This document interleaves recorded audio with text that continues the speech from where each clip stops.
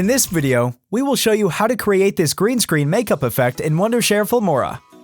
First, apply a light makeup before proceeding. Then, use a white skin-friendly color to paint your face, followed by the green color. Afterward, shoot a video and place the footage on track 2 of the timeline. Go to the AI tools and select the chroma key option to remove the green color. Adjust the offset and tolerance settings as needed. Set the edge feather to 2.22 and reduce the edge thickness to 0. For the first pattern, download abstract RGB footage from pexels.com or YouTube.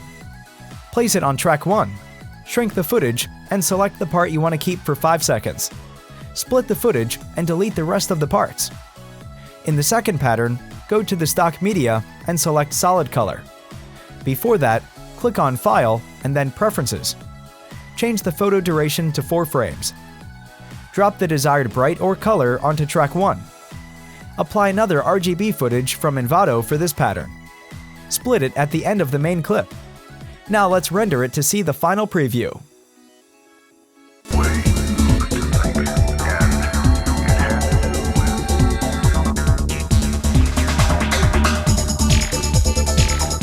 If you're interested in more creative editing, check out filmora.wondershare.com.